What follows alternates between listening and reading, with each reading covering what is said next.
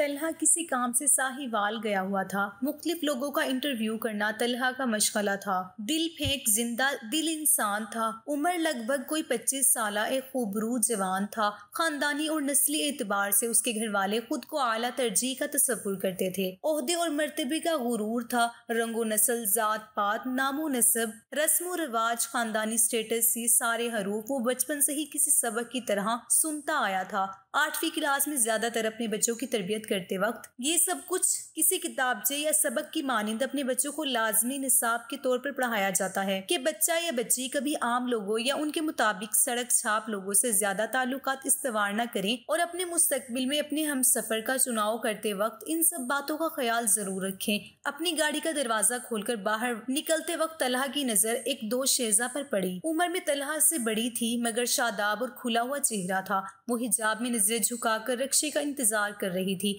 तलहा उसके चेहरे की परेशानी को देख रहा था। कुछ लोग आते जाते उस पर पॉइंट मारते हुए गुजर रहे थे मगर वो किसी की बात पर कान नहीं धर रही थी। अपने पर्स से बार बार फोन निकालकर किसी से बात करती थी, फिर इधर उधर देखती थी। तलहा को तजस्सुस के साथ साथ हैरानगी भी हो रही थी। बार बार फोन पर बात और फिर इधर उधर देखना तलहा को कुछ खदशात और शक व शुबहात के साथ साथ ये भी लग रहा था कि वो शायद किसी बड़ी परेशानी में मुब्तला है। इतने में एक गाड़ी आकर रुकी। गाड़ी का दरवाजा खुला और वो गाड़ी की पिछली सीट पर बैठने लगी। तलहा जल्दी से अपनी गाड़ी में बैठा और उस गाड़ी का पीछा करने लगा।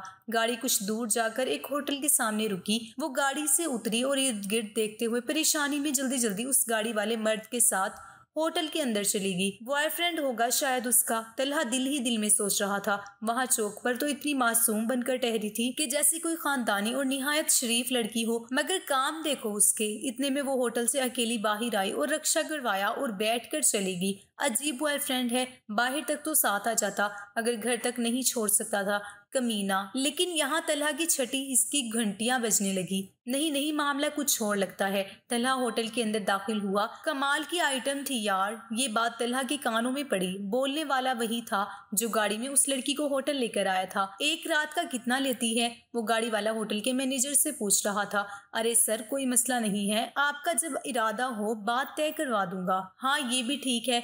अच्छा लो, अपना इनाम तो ले लो। 1000 रुपए का नोट होटल मैनेजर के हाथ में थमाकर वो शख्स बाहर चला गया। तलहा किसी सोच में गुम था। तवाइफ मतलब तवाइफ है ये तो। फिर हिजाब तो ऐसे लिया हुआ था जैसे मदरसे से जाती हो।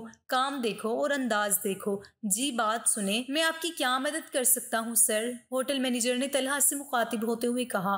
वो दरअसल मैं ये पूछना चाहता था कि क्या एक कमरा मिल सकता है?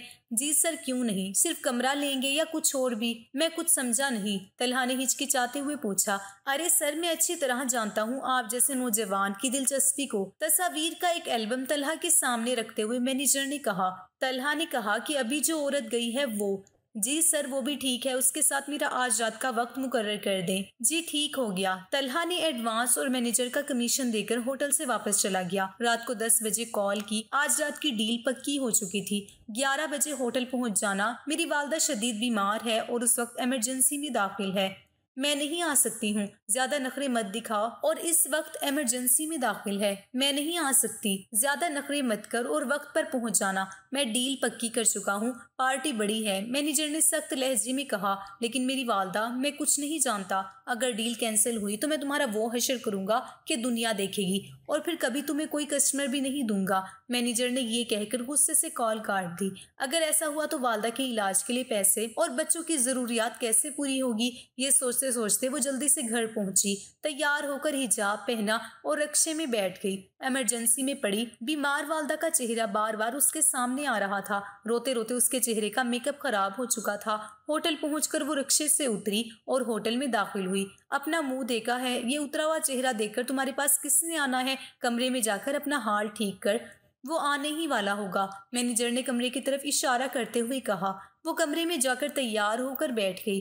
ठीक 11 बजे तलहा भी पहुंच गया। वो आपका ही इंतजार कर रही है सर, कमरा नंबर 20 में तशरीफ ले जाएं। तलहा कमरे में दाखिल हुआ। मेरा नाम तलहा है, मुझे तुम्हारे जिस्म से कोई मतलब नहीं और मैं गलाजत में मुंह नहीं मारता, मगर ये सब करने का मकसद तुम्हारा चेहरा बेनकाब करना था। शरीफ बनकर हिजाब पहनकर तुम जैसी औरतें चेहरे पर मासूमियत से जाए मुझ जैसे मर्दों को धोखा देती हो। वो खामोशी से सब सुन रही थी। बीमार वालदा, मैनेजर का रवैया और अब तलहा के अल्फाज, मगर मामूल था सब।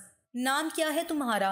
अलीशा, नाम बहुत प्यारा है मगर काम तोबा, खुदा माफ करे। तवाइफ, हाँ तवाइफ है तुम्हारा नाम। तलहा ने मजाक बनाते हुए कहा। जी सर, दुरुस्त फरमाया आपने, तवाइफ मेरा नाम है। खैर, तुम मुझे तलहा बुला सकती हो। तुम तवाइफ भी शौक से बनती हो और कोई वजह नहीं होती। अलीशा ने अब हौसला किया और जवाब देने का सोचा। हमारे अंदर की औरत जब अपनी मौत आप मर जाती है तो हमारे ख्वाब हकीकत के कब्रिस्तान की किसी गहरी कब्र में दफन हो जाते हैं। जब हमारे जज्बात का कत्ल हो जाता है, जब हमारी ख्वाहिशात मजबूरियों के बोझ तले दब जाती हैं, जब हमारे रिश्ते गुर्बत, जिद और अना की भेंट चढ़ जाते हैं, तो मुख्तसर ये कि जब एक औरत चलती फिरती जिंदा लाश बन जाती है तो हमारे अंदर एक तवाइफ का जन्म होता है। नहीं अलीशा, मेरे ख्याल से तुम जैसी औरतों का फक्त मुख्तलिफ मर्दों का चस्का होता है। मर्दों का चस्का? अलीशा ने अफसुर्दगी से पूछा। हाँ, मर्दों का चस्का। सुनो तलहा, शराब और चर्च पीकर आते हैं, गंदी गंदी गालियां देते हैं, वहशी तवाइफ जिस्म फरोश और उससे भी गंदे गंदे अल्फाज से पुकारते हैं। अपने नाखूनों से सारी रात मेरा जिस्म किसी वहशी दरिंदों की तरह नोचते हैं,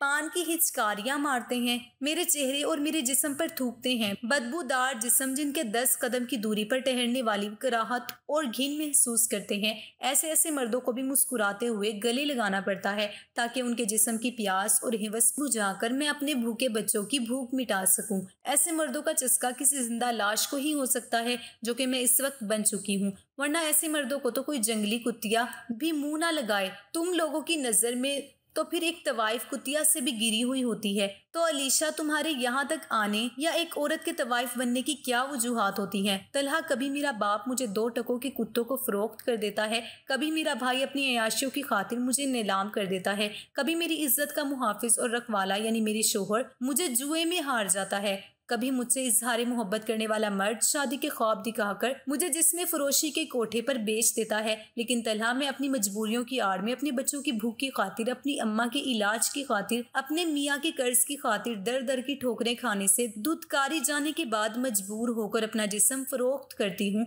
तो मैं तवाइफ बन जाती हूँ। लेकिन माशरे की वो खवातीन जो अपनी मर्जी से बिना किसी मजबूरी के अपने पसंदीदा मर्द को अपनी रजामंदी और खुशी से अपना जिस्म होटल के कमरों और जूस कॉर्नर में दे देती हैं, क्या वो तवाइफ से बड़ी तवाइफ नहीं है? तलहा, लेकिन अलीशा ने इस काम से हासिल होने वाली रकम भी हराम है और ये काम भी। तलहा, उस थानेदार के बारे में क्या ख्याल है जो मीडिया के दबाव में आकर कोठे पर छापा मारता है तो गिरफ्तार होने वाले मर्दों को सियासी सिफारिश या रिश्वत लेने के बाद बाइज्जत बरी कर देता है, मगर गिरफ्तार होने वाली तवाइफ से रिहाई के बदले जिस्म की प्यास बुझाने की शर्त रखता है, या फिर एक तवाइफ से जिस्म बेचकर हासिल होने वाली रकम से अपना हिस्सा लेकर अपने बच्चों के लिए कुतब लेकर जाता है, फल फ्रूट ले जाता है, सब्जियां ले जाता है। मैं जिस्म बेचकर बच्चे पाल रही हूँ तो वहशी हूँ, और जो मेरे जिस्म की कमाई से हासिल होने वाली रकम से लाखों मालिक मकान, होटल मालकान, सियासतदान और थानेदार अपने बच्चे पाल रहे हैं, वो कौन है फिर? तलहा, मतलब तुम्हारी नजर में मीडिया अपना सही किरदार अदा कर रहा है।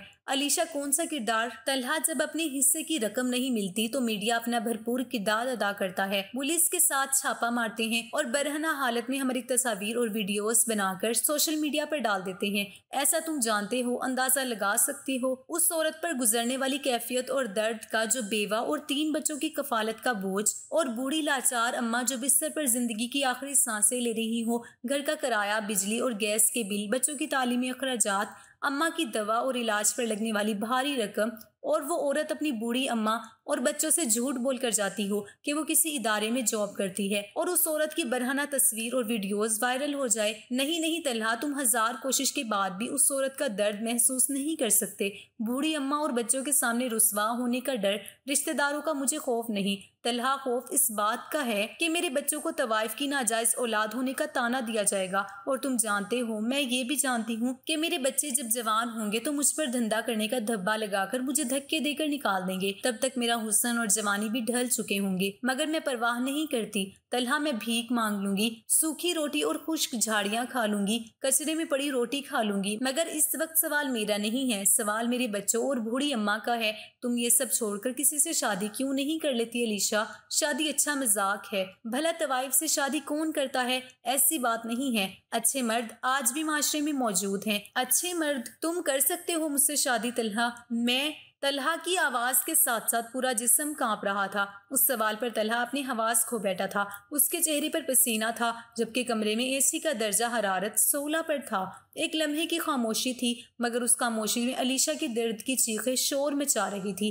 जिसे फक्त वो खुद ही सुन सकती थी, क्योंकि आह की चीख सुनने के लिए एहसास के कान दरकार होते हैं, जो सिर्फ एक तवाइफ के पास थे। कमरे की दीवारें ये चीख सुनकर खून के आंसू ज़ारो की तार रो रही थी। तलहा दिल ही दिल में कुछ बड़बड़ा रहा था। शादी, तवाइफ, नामो नसब, रस्म रिवाज, तवाइफ माशरा, खानदानी सकाफत, तवाइफ फैमिली स्टेटस, तवाइफ रंगो नस्ल, तवाइफ जात पात। तलहा ये सब कुछ बड़बड़ा रहा था। अलीशा ने अपने आंसू पोंछते हुए एक शादाबी मुस्कुराहट चेहरे पर सजाकर बड़े प्यार से तलहा से मुखातिब होकर कहा, तलहा, अगर इस्लामो नसब, रंगो नस्ल, जात पात, ओहदा मर्तबा, रस्मो रिवाज, खानदानी सकाफत, फैमिली स्टेटस का ख्याल तुम लोग कोठों पर जाने से पहले और तवाइफ के साथ रात गुजारने से पहले करते तो आज जिस्म फरोशी के ये कोठे वीरान पड़े होते, यहाँ फरोशी का धंधा ना होता और तवाइफ को किसी और रास्ते का इंतखाब करना पड़ता। मगर अफसोस कि तुम लोग इस सब की परवाह फक्त हिलाल रास्ते और शरई तरीकों पर करते हो। हराम, नाजायज और गैर शरई काम करते वक्त, कोठों पर जाते वक्त, वहशिया के साथ रात गुजारते वक्त तुम उस सब की परवाह नहीं करते। अलीशा, मगर तुम जिस रास्ते पर हो उसकी मंजिल जहन्नुम है। तलहा, जिस माँ के जिगर के गोशे भूख के मारे तड़प रहे हो, जिसका बच्चा अस्पताल में जिंदगी और मौत की जंग लड़ रहा हो, मगर डॉक्टर मसीहा हजार नींद समाजत हाथ जोड़ने और गिड़गिड़ाने के खुदा और रसूल के वास्ते देने के बाद भी इलाज करने पर आमादा न हो, जिसकी बूढ़ी बुजुर्ग और लाचार माँ दवा और इलाज की गर्ज से अपनी बेटी की जानिब अफसुर्दगी की निगाह से देखती हूँ, वो गुनाह या सवाब नहीं देखती तलहा, वो अपने बच्चों के फाका और बूढ़ी माँ की बीमारी को देखती है। लेकिन देखो, ऐसे माशरे में दौलत की गैर मुनसिफाना तकसीम ही एक औरत को तवाइफ और वहशिया बनाती है और एक पढ़े लिखे तालीम याफ्ता नौजवान को हथियार उठाने और दहशत गर्द बनने पर मजबूर करती है। जब जिस्म पर चादर डालने की बजाय जिस्म से लिबास उतारने पर दौलत खर्च की जाती हो, जब मुजरे की महफिलों पर डॉलर निछावर किए जाते हों, मुझ जैसी औरत को तवाइफ बनना पड़ता है। और रही बात मेरी जहन्नुम की, तो मेरे पास आने वालों, मुझसे धंधा करवाने वालों और मेरा जिस्म खरीदने वालों के बारे में क्या ख्याल है? क्या खुदा तवाइफों का नहीं होता? तुमने वो वाकया तो किसी किताब में पढ़ा होगा। वाकया? कौन सा वाकया? अलीशा, मुझ जैसी एक तवाइफ ने जब अपने जूते में पानी भरकर एक प्यासे एक कुत्ते को पिलाया था तो मेरे गफूरुर रहीम खुदा ने उसे बख्श कर जन्नत अता कर दी थी। तो मेरा खुदा भी तो वही खुदा है ना तलहा। मुझे खुद से ज्यादा फिक्र उन लोगों की है तलहा, जिनकी नाइंसाफियों की बदौलत में इस जिस्म फरोशी के बाजार तक पहुंची हूँ। बाकी मेरी जन्नत या जहन्नुम का फैसला करने वाले इंसान कौन होते हैं? ये सब बातें तलहा के मुंह पर किसी जारोदार तमाचे की मानिंद लगी थी। अलीशा, क्या तुम्हें आज तक कोई अच्छा मर्द नहीं मिला? मैं अच्छे मर्दों के पैर धोकर भी पीने के लिए तैयार हूँ तलहा। तुम्हें एक दिन का वाकया सुनाती हूँ। एक दिन 6 लड़के रात के लिए मेरा जिस्म खरीद कर मुझे अपने साथ ले गए। उन लड़कों ने शराब पी और मुझे दरमियान में बिठा लिया और मुझसे भी शराब पीने का कहने लगे। मैं तवाइफ जरूर हूँ मगर शराब नहीं पीती। मेरे इनकार करने पर नशे में धुत लड़कों ने मुझ पर बहुत तशद्दुद किया और फिर बारी बारी जख्मी हालत में भी सारी रात मेरा जिस्म नोचते रहे। मेरी चूड़ियां तोड़ी और मेरी कलाइयों से खून बहता रहा और गिलास का कांच माथे पर लगने से मेरा माथा भी शदीद जख्मी था। मैं खाली पेट थी मगर वो फिर भी सारी रात मेरा जिस्म नोच रहे थे। उसी दौरान उन सब ने अपने एक दोस्त को भी फोन पर आने की दावत दी। एक लड़का मुझ पर अपनी हवस बुझा रहा था कि फजर की आजान शुरू हो गई। मैंने एकदम से सीधे होकर अपने जिस्म पर चादर लेने और सर पर दुपट्टा लेने की कोशिश की। ऐसा करने पर उस लड़के ने शराब की बोतल मेरे सर पर दे मारी।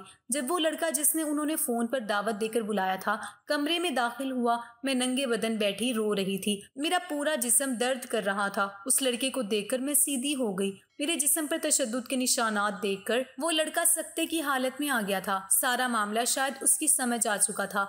आप अपने कपड़े पहनकर अपना सामान बांध ले। आप ये इज्जत वाला लफ्ज मेरे कान में पड़ा तो रूह को कुछ सुकून सा मिला। मैंने अपना सामान बांधते हुए कमरे के बाहर से आने वाली आवाजें सुनी। ये लड़का अपने बाकी दोस्तों से झगड़ रहा था। कुछ देर बाद वो कमरे में आया और मुझसे चलने का कहा। मेरा हाथ पकड़कर अपने दोस्तों से झगड़ता हुआ मुझे लेकर बाहर चला गया। मोटरसाइकिल पर अपने साथ मुझे अस्पताल ले गया। मेरे जख्मों पर मरहम पट्टी करवाने के बाद मुझे मेरे घर से कुछ फासले पर सॉरी कहते हुए चला गया। उसके इस अंदाज और लहजे से ही मेरे सारे जख्म भर चुके थे। तलहा, वो जरूर किसी आला तरबियत याफ्ता वालिदैन की औलाद और आला दर्जे के नामो नसब वाला। उस लड़के का नाम क्या था अलीशा? नाम फरिश्ता था शायद। फरिश्ता? हाँ फरिश्ता, यही नाम था उसका, क्योंकि मेरी नज़र में ऐसे मर्द फरिश्ता ही होते हैं तलहा। मैं तवाइफ ज़रूर हूँ मगर शराब नहीं पीती। मैं तवाइफ ज़रूर हूँ तलहा मगर कमरे की अलमारी में कुरान पाक रखकर जिस्म फरोशी का धंधा करके उसकी बेहुरमती नहीं करती। मैं तवाइफ ज़रूर हूँ तलहा, मगर अजान का एहतराम करती हूँ। मैं तवाइफ ज़रूर हूँ तलहा, मगर सिर्फ अपनी इज्जत का सौदा करती हूँ। मैं तवाइफ ज़रूर हूँ तलहा, मगर सूद का कारोबार नहीं करती। तवाइफ ज़रूर हूँ तलहा, मगर नाप तोल में कमी और मिलावट नहीं करती और यतीम और मस्कीन के हक नहीं खाती। एक बार फिर अलीशा के अल्फाज तलहा के दिलो दिमाग को जख्मी कर गए थे। कमरे में एक तवील और गहरी खामोशी थी। अलीशा, तुम इस माशरे को कोई पैगाम देना चाहोगी? मेरी ऐसे मर्दों से हाथ जोड़कर पांव पकड़कर गुजारिश है जो छोटी छोटी नन्ही कलियों को खिलने से पहले अपनी हवस में दबोचकर मुरझा देते हैं, जो फूल से बच्चों से ज्यादती करने के बाद उनका गला दबाकर गला काट कर कचरे के ढेर में भूखे कुत्तों के सामने फेंक देते हैं, कभी पेट्रोल छिड़क कर आग लगा देते हैं, कभी अपनी दरिंदगी का निशाना बनाकर गंदे नारे में फेंक देते हैं। मेरा बिस्तर और मेरा जिस्म ऐसे मर्दों के लिए हमा वक्त हर तरीके से हाजिर है, मगर खुदारा ये जुल्म करना छोड़ दो। जानते हो तलहा, जब कभी मैं कोई ऐसा वाकया सुनती हूँ तो मेरे कानों में उन फूल से भी नाजुक बच्चों की चीखें गूंजती रहती हैं। मेरे दिल में छेद हो जाते हैं। मेरा रोंग रोंग जर्रा जर्रा जख्मी और लहूलुहान होने लगता है। जो उम्र खिलौने से खेलने की होती है, जिस उम्र में अपना दुपट्टा भी नहीं संभाला जाता, जज्बात और एहसासात की खबर तक नहीं होती, उस उम्र में दरिंदों की तरह नोच कर खाते हैं। दर्द के मारे चिल्लाते हुए, माँ पुकारते हुए वो दर्दनाक आखिरी सांसें लेती होंगी। और ये सब बोलने के बाद अलीशा की आंखों से आंसू की जगह खून और इंसानियत का दर्द बह रहा था। वो रोए जा रही थी। इतने में बिजली के चमकने और बादल के गरजने की खौफनाक कमरे के अंदर तक गूंजने लगी। अलीशा के साथ साथ जैसे सारा आसमान और कायनात का जर्रा जर्रा रो रहा था। तलहा ने अलीशा को तसल्ली और दिलासा देते हुए खामोश करवाने की कोशिश की। तुम अब जा सकते हो तलहा, और हाँ, मेरा ये पैगाम माशरे के हर फर्द तक जरूर पहुंचा देना। तलहा लड़खड़ाते कदमों के साथ उठने की कोशिश करते हुए बहुत बार गिरते गिरते बचा और कमरे की दीवारों का सहारा लेते हुए बाहर चला गया। अलीशा ने दरवाजा बंद किया और दीवार को गले लगकर फूट फूट कर रोने लगी। रोते रोते अलीशा मेरे अल्लाह, मेरी तौबा, मेरी तौबा, मेरी तौबा का विर्द करते करते इस माशरे को खूबसूरत पैगाम के साथ साथ जारोदार तमाचा मारते हुए इस जहान फानी से कोच कर गई। कमरे की दीवारों ने इस नुकसान पर इन्ना लिल्लाहि व इन्ना इलैहि राजिऊन कहा और मौसम ने सूरत फातिहा पढ़ी। तलहा अपने घर की जानिब जा रहा था, मगर अलीशा की बातें उसके दिलो दिमाग को जख्मी कर चुकी थी। अलीशा तवाइफ माशरा लोग कोठा नहीं। तलहा ने अलीशा के इस खूबसूरत पैगाम के साथ इजाफा करते हुए कहा, दर हकीकत वहशी तवाइफ अलीशा नहीं, तवाइफ और वहशी मुझ जैसे लोग और माशरा है। मैं नहीं जानता कि आप लोग मेरी इन बातों से इख्तिलाफ करेंगे या मुत्तफिक होंगे, लेकिन ये कहानी सुनाते सुनाते मैं बहुत बार फूट फूट कर रोया हूँ। मुझे ऐसा लग रहा था कि जैसे अल्लाह ताला ने मुझ में एक तवाइफ की रूह थूक दी थी, ताकि मैं उसके दर्द और मुश्किलात को दिल से महसूस करूं। पिछले आधे घंटे से वो गहरी सोचों में गुम थे। उनकी नजरें सामने रखी बड़ी फाइल पर जमी हुई थी। उनके साथ के कितने अफसर ऊपर की कमाई से न जाने कहां से कहां तक पहुंच चुके थे, और वो अपनी नेकी, शराफत और उसूलों की पासदारी करते हुए आज तक उसी सीट पर थे। लेकिन अब वो थक चुके थे। वो भी चाहते थे कि उनके बच्चे आला तालीम इदारों में पढ़ें। जब अमीर घरानों के लड़के लड़कियों को बेफिक्री से पैसा उड़ाते देखते तो उनके दिल में भी हसरत जागती कि काश वो भी अपने बच्चों को पुरआसाइश जिंदगी दे सकते। इस तरह की कई फाइलें उनके पास पड़ी हुई थी जो उन्हें कहां से कहां पहुंचा सकती थी। बस एक हल्की सी जंबिश की जरूरत थी, एक दस्तक की, और वो मिनटों में फर्श से अर्श तक पहुंच सकते थे। लेकिन उन तमाम फाइलों से ज्यादा आज की फाइल में कशिश थी, क्योंकि मामला उन पर छोड़ दिया गया था कि वो जितने चाहे मांग ले। उन्होंने कई बार पड़ी हुई फाइल दोबारा खोली। नाम हसाम, उम्र 25 साल, वल्दियत मोहम्मद रमजान, पेशा एक मामूली कारकन, एक बेटा जो हाल ही में जनरल के शोबे में आया है, जुर्म बड़े चौधरी के खिलाफ आवाज उठाई है। उसका क्या करना है? बस पुलिस मुकाबले में मार दिया जाए ताकि कोई दूसरा ये जुर्रत न कर सके। फाइल लाने वाला खबासत से मुस्कुराया था। उन्होंने एक गहरा सांस भरा, फाइल बंद करके परे घिसका दी। अर्दली उन्होंने आवाज देने लगे। जी सर। एक बांस की तरह लंबा शख्स अंदर दाखिल हुआ और सैल्यूट मारकर पूछने लगा, एक हसाम नामी लड़का है इलाके की छोटी जेल में, उसे यहाँ लेकर आओ। और फिर जब हसाम नामी लड़के को उनके सामने लाया गया तो वो हैरान रह गए। बिल्कुल उनके बेटे की मुशाहबत रखने वाला लंबा गोरा हसाम जिसे मार मार कर शक्ल बिगाड़ दी गई थी। पता नहीं क्यों उसे देखते ही उन्हें अपना बेटा याद आ गया, जो कि आजकल कंप्यूटर साइंस में आला तालीम हासिल करने के लिए एंटी टेस्ट क्लियर करने की खातिर जान तोड़ मेहनत कर रहा था। उसे मारा क्यों है? एहसानुल हक ने दर्शती से उसे दाएं बाएं से पकड़े 2 अर्दलियों से पूछा। चौधरी का हुक्म होगा इसीलिए तो उन्होंने मार दिया। भला कोई चौधरी का हुक्म टाल सकता है? जवाब उन दोनों के बजाय हसाम ने इंतहाई तल्ख लहजे में दिया था। वो चौंक कर उसे देखने लगे और एक बार फिर उन्हें अपना बेटा याद आया। तुम दोनों जाओ, उन्होंने सर को झटकते बेटे की सोच से पीछा छुड़ाकर दोनों अर्दलियों को हुक्म दिया। वो एड़ियां बुझाते वहां से चले गए। हसाम बेटा तुम यहाँ बैठो। वो हसाम को सामने बिठाकर अपनी कुर्सी को आगे खींचकर सरगोशियों में उसे ना जाने क्या समझाने लगे थे।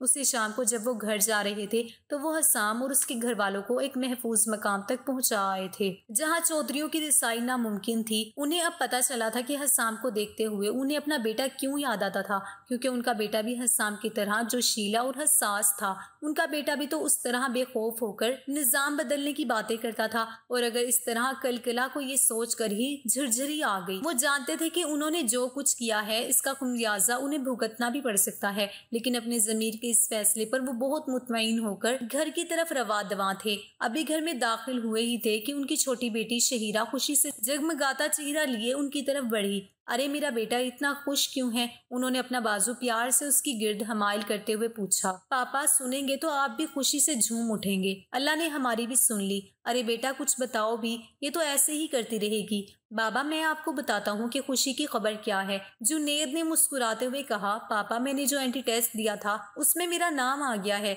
आपके बेटे ने टॉप किया है। जुनेद का चेहरा जज्बात से सुर्ख हो रहा था। वाकई एकदम जैसे उनका दिल एक तरह खुशी के एहसास से भर गया। उन्होंने बेइख्तियार आगे बढ़कर जुनेद को गले लगा लिया और मुस्कुराते हुए अपनी शरीके हयात को देखा, जिसने कदम कदम पर उनका साथ निभाया था। वो तमानियत भरे अंदाज में मुस्कुराती उनकी तरफ देख रही थी। उन्होंने अपनी आंखों में नमी लिए उनकी तरफ देखकर मुस्कुराया और नफल अदा करने चल दिए। वो अपने पाक रब का शुक्र अदा करना चाहते थे, उस रब का जिसने उन्हें यकीनन आजमाइश में डाला था, और वो अपने पाक रब की आजमाइश पर पूरा उतरे थे।